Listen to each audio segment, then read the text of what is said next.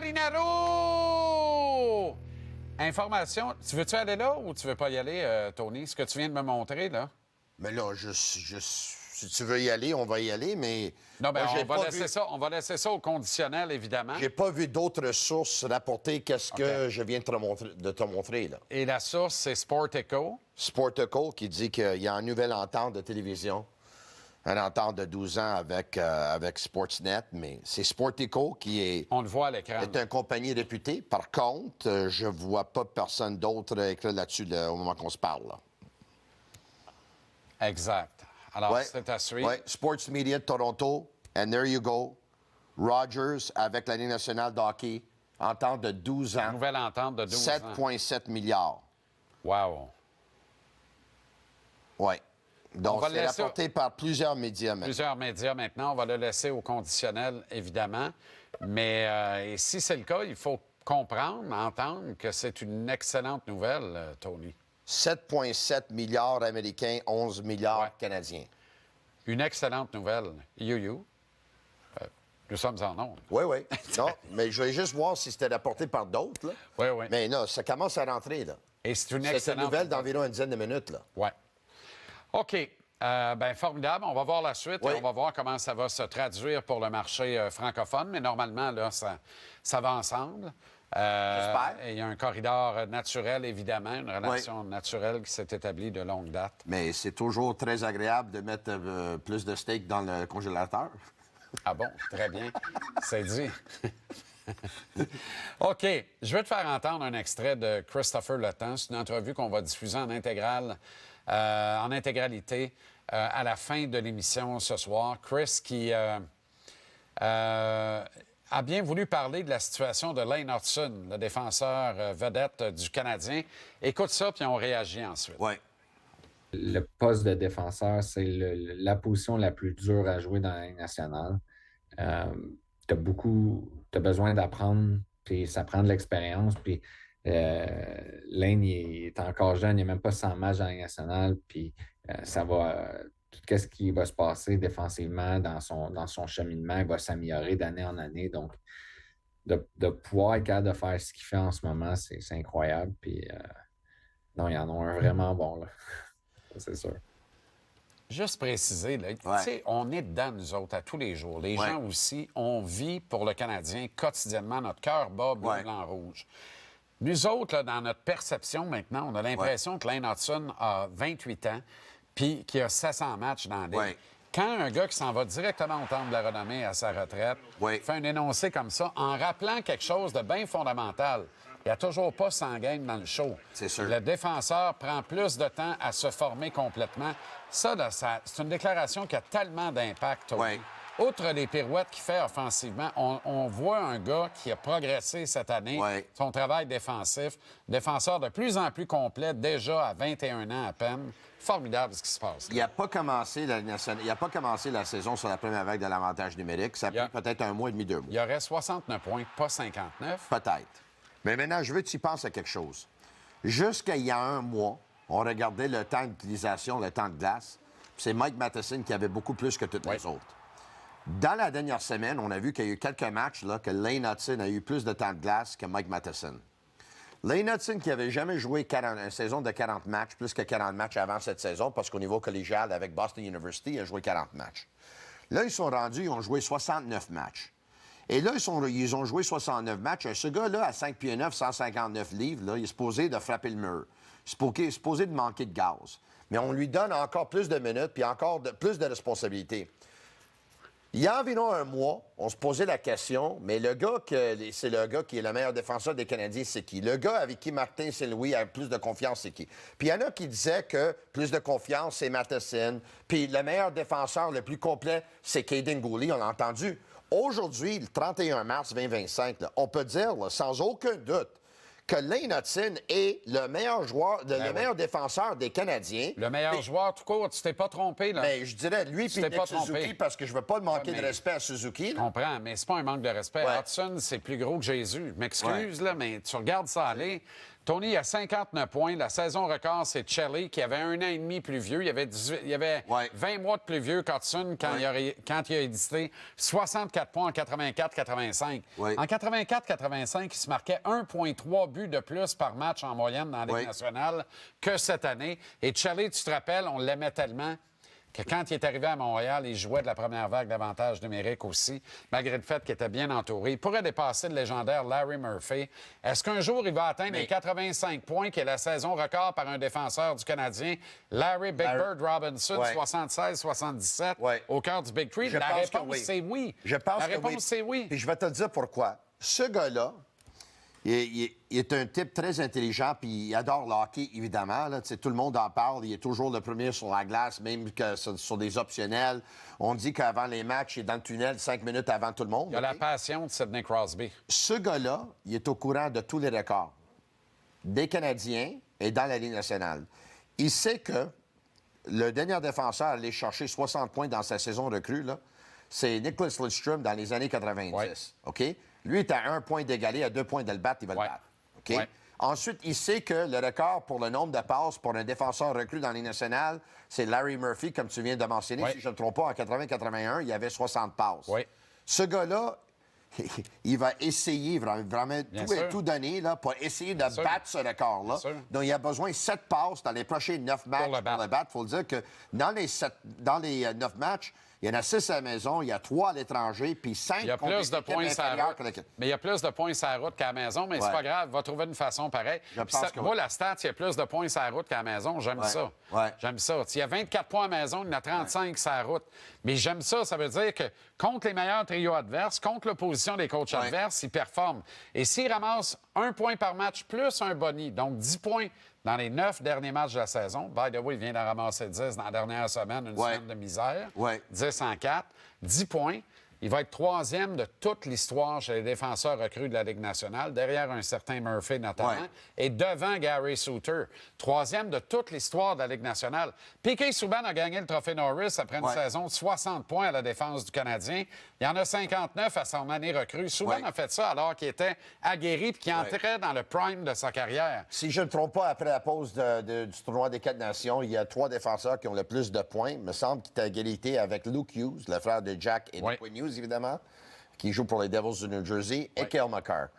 Et si tu regardes aujourd'hui les pointeurs, défenseurs, les meilleurs pointeurs comme défenseurs dans les nationales, si je ne me trompe pas, il est à égalité pour le poste 5. Tu sais, il y a 3 candidats pour le trophée Norris. Je pense qu'on s'entend que le trophée Norris cette année, c'est Cale Makar qui va le gagner. Oui, mais Hudson va recevoir des votes. Zach Werenski va recevoir beaucoup de votes, lui qui connaît toute une saison. Là, il est en baisse de régime. C'est qui va recevoir les notes? Ça va être Makar, Werenski, Quinn Hughes, Victor Hedman et Lane Hudson. C'est eux autres qui vont recevoir des votes. Le bulletin de vote doit compter 5 noms.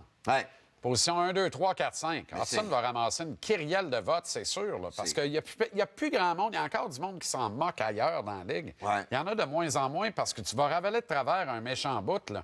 Hier, là, excuse-moi, là, mais la passe qu'il sert à Nick Suzuki est sensationnelle. Sensationnellement. Il est contesté, Tony. Le dos à la clôture, il est contesté. Il avoue la ligne de passe. Il y a un angle de caméra qui nous permet de voir la Matrix.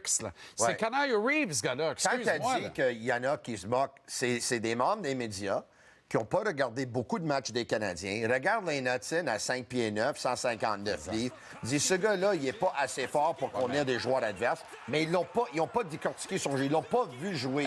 Ce qui est important, là, c'est que les plans de match, maintenant, sont faits pour essayer de contrer Lane Hudson. Il y a respect de tous les joueurs dans les nationales. Et on va leur envoyer la quote de Chris Letang. Pas celle que tu as entendue, mais une autre sur... qu'est-ce qu'ils pensent de ceux qui se moquent de Lane Hudson? Ça, c'est une passe des dieux. Mais la passe pour Patrick Laine est sensationnelle aussi. C'est pas pour rien. Laine, c'est un gars d'une intelligence supérieure. Quand il score, là, il se revire, il pointe tout de suite Hudson, mais quand il pointe, là, c'est « Je le sais ce que tu viens de faire ». Hudson, là, on dit que le jeu de puissance du Canadien Canadien connaît des ratés depuis une dizaine de jours. Trop statique. Regarde ce qu'il fait. Tout de suite, c'est une triple feinte là-dessus. Premièrement, il se déporte sur sa droite pour faire plier la boîte en avant de lui. Il sait qu'il libère Laine en bas. Lève la patte en regardant Suzuki, feed à Laine l'autre côté. Ça, là, c'est une passe qui en vaut 8. C'est pour ça que Laine le regarde en disant « Man, ce goal-là, c'est à toi. » Regarde ça comment c'est Les avantages numériques, maintenant, c'est tellement prévisible que ça va à l'année. Mais comme tu dis, dès le moment qu'il lève son pied... C'est fou. Là, lui, il amène 2 joueurs avec lui. C'est incroyable. Il regarde Suzuki, la boîte crochée. Il lève la patte, la boîte crochée encore. Repère Laine. On a vu des duos dans l'histoire de la Ligue nationale en avantage numérique. Mais aujourd'hui, là, combien de duos y a-t-il meilleurs que Hudson à Laine? Puis je vais dire quelque chose. On n'a pas tant que ça. Combien d'équipes peuvent se vanter d'avoir 2 duos en avantage numérique? Laine, Hudson, Suzuki, Caulfield. Combien d'équipes peuvent se vanter d'avoir 2 duos en avantage numérique? Les Canadiens ont ça. Voilà pourquoi la suggestion de Renault était sensationnelle. Garde pas juste Suzuki, sa deuxième vague. Garde Caulfield avec. Comme ça, tu as encore un duo de choc sur ta deuxième vague de jeu de puissance également. Puis dans la situation où on n'a pas le choix. Albert Jacquet a écopé. Évidemment, il a fait une erreur qui est abominable dans le match de vendredi. Et évidemment... Sur le 3e but des Hurricanes. Ah, c'est terrible. Une déportation, mon gars. Il était un 3 contre 2, on va le voir. Lui, il s'en va chercher la mise en échec check. C'est fou. J'ai jamais vu un gars partir à la bière de même. C'est effrayant partir à la bière de même. Tu sais, tes murs de la maison, Jean Lapointe, après ça, là. Tu comprends? Une déportation épouvantable et ça coûte un but. Mais évidemment, et là, c'est l'ardent défenseur de Jacquet en moi qui parle, on lui pardonne plus difficilement ses erreurs à Jacquet. Oui, parce qu'il est moins bon que les autres. Mais il y a d'autres qualités. Parce que je sais qu'il y en a... Il y a d'autres outils dans son corps. Oui, mais je sais qu'il y a plusieurs personnes qui vont dire, là, pourquoi Mike Matheson ne paye pas le prix quand il fait des erreurs? Pourquoi Carrier ne paye pas le prix quand il fait des erreurs? Pourquoi c'est Jacquet?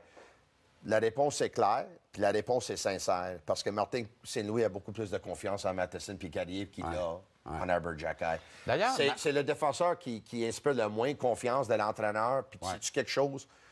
Struble l'a dépassé dans la hiérarchie. Mais peut-être l'entraîneur aussi doit de le croire aussi. Mais on s'attendait déjà, lui qui avait des matchs de 10 minutes avant ça, qu'il allait être dans le trouble. Puis moi, qu'est-ce que j'ai été surpris, puis je n'étais pas d'accord avec Martin Saint-Louis, je n'étais pas d'accord, c'est que je regardais le Canadien jouer vendredi soir en Caroline, ils avaient 15 tirs. Là. Le Canadien avait l'air d'une équipe qui avait frappé le mur. Moi, je n'aurais pas donné Charles Lapeau du Canadien de gagner le match hier. Pour moi, c'est la victoire qui est la victoire la plus impressionnante de la saison pour le Canadien, pour moi, parce que compte tenu des 4 matchs à l'étranger en 5 jours et demi, moi, je n'aurais pas gagé à la maison là-dessus hier. Là. Ils ont sorti une performance digne du retour de la pause de la confrontation des 4 nations. Exact. On dirait que tout le monde était frais comme une rose. Exact. Ça a aucun bon sens. moi, j'étais pas d'accord avec Martin ça, c'est la preuve qu'il faut en prendre et en laisser avec la fatigue. La fatigue n'est pas une excuse. Mais disons que c'est une question de préparation. C'est la fierté qui a gagné hier. Comment tu récupères entre 2 matchs? Comment tu te prépares adéquatement? Il y a eu un team bonding, on le sait maintenant. David Savard a pris les choses en main, a pris cher. Prenez des notes, là, ceux qui veulent mettre Savard au rebut là, à la fin de la saison. Ce que David Savard a fait avec ce groupe-là dans les 3 derniers jours est sensationnel, Tony. J'ai pas aimé le fait qu'il a cloué Jacquet au banc après cette erreur-là, parce que moi, je me suis dit, une équipe qui est fatiguée, qui jouait son 3e match en 4 soirs, avec des voyages à Saint-Louis, Philadelphie, et ensuite en Caroline, j'ai dit, c'est pas le temps de passer des messages. Tu veux retrancher Jacquet dimanche? Retranche-le, mais fais-le jouer vendredi soir. Mais par contre, tu dis quelque chose, là? C'était correct, parce que... Il a gagné. Il n'y a pas eu tort. Puis je pense que ça a shaké tout le monde. Et ça a peut-être aidé la performance qu'on a vue aussi. Le collectif. Tout le monde s'est regroupé. Puis tout le monde était content de faire un hug à Jacquet à la sortie de la glace. Je veux t'amener sur demain. Je vais juste finir. Il y a 1 an, Jacquet était en avance sur Struble. Là, il est descendu à Laval. Struble est en avance sur lui. Là, il est revenu de Laval. Il est de nouveau en avance sur Struble. On commence la saison. Struble est en avance sur Jacquet dans le cas d'entraînement. La saison commence... Jacquet est en avant de Struble, et là, Struble est en avant de Jacquet de nouveau. C'est quelque chose. Et les deux s'entendent comme larron en foire. Il y a une saine compétition, ça, c'est parfait. Sauf que Floride est très au courant qu'il vient d'en perdre une 3e de suite cette saison contre le Canadien. Ils les trouvent là, ils sont des champions défendants de la Coupe Stanley. Ceci explique cela. Le geste de Nicolas à la fin du match. D'ailleurs, à la blague, je disais aujourd'hui, j'étais un peu déçu. J'étais un peu déçu que David Savard ait refusé de bloquer ce tir-là. Mais c'est une blague. évidemment, David en bloc assez.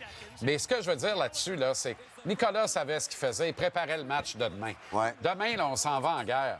Tu peux pas laisser Jacky dans les estrades, Tony. Moi, je le laisse dans les estrades. Moi, je le mets à gauche, à 4, à la place de Pezzetta. Et à la limite, si tu veux pas, rappelle son frère pour le jouer. Je comprends, mais toi, tu peux faire qu'est-ce que tu veux, puis moi aussi, on n'est pas le coach des Canadiens. Martin Saint-Louis est là depuis 37 mois, Oui. puis il n'a pas mis Jacky à l'aile encore, même si nous, on a insisté de le mettre de temps en temps. Juste les fous qui ne changent pas d'idée. Ouais, je comprends. La semaine passée, ça a pris 2 jours réalisé qu'Heinemann devait se retrouver avec Newhook et Laine. Ouais. Je pense qu'on l'a trouvé la formule en attendant. Ouais. Ça marche bien, là. Ouais. Hein? On apporte de la vitesse. Ouais. C'est drôle, tout d'un coup, on trouve Laine rapide. Laine, gars, il suit le float. Si tu as 2 gars marchant de vitesse avec, il va bouger ses pattes, il va bouger ses pieds. Il l'a fait hier. Oui, mais la seule... Je pense que Martin, peut-être, il a peur que s'il met Jacky, il va prêcher par la discipline, il va prendre des punitions, puis le Canadien va perdre le match. C'est quoi le plus important demain? La revanche sur Nicolas ou gagner le match? Bien, le plus important demain, c'est de se tenir debout puis pas montrer l'autre joue, mais être capable de répondre à la toughness. T'as AJ Greer, t'as des gros bonhommes, t'as la narine marchande, t'as un gros club d'en face demain qui veulent t'en donner une fessée parce que ça fait 3 fois que t'es bas cette année. T'as scoré 11 buts contre 3 contre eux autres, les champions de la Coupe Stanley. Demain soir, ça va brasser. Tu veux aller à la guerre avec un couteau à beurre. On dirait Pat Burns s'en va à la chasse à l'ours. AJ Greer, il est tough, là. Mais il est tough. Oui, il est tough. Je connais la famille, mais il n'est pas avec Jacky non plus. Il n'est pas Jack. Non, mais avec Jacky, on est correct. Non, mais avec la Pezzetta, AJ va y aller en riant. Tout le monde y va en riant. C'est ça qui marche. Mais non, mais on joue au hockey, là. Tu penses que c'est pas, là? Non, je pense pas à des combats. Demain, ça va être un match difficile, là, parce que la Floride s'en vient ici. Terrible. Fous-toi des dents, ils ont faim, là. Par contre, les 3 autres cette semaine sont prenables. Oui. Incluant dimanche à Nashville. C'est correct, parce que nous, on a Lane Hudson. C'est ça! Demain, on se parlera du prix de Lane Hudson, parce qu'il y a des divergences là-dessus. Ciao, Bello. Ciao. Moi, c'est tout. Je m'en vais dans le sport. Entrevue avec Chris. Encore. Entrevue avec Christopher Le Temps, encore à venir. Capital Hockey, Philippe Boucher. Renaud Lavoie, la mise en échec. L'agitateur Antoine Roussel et Roger au retour.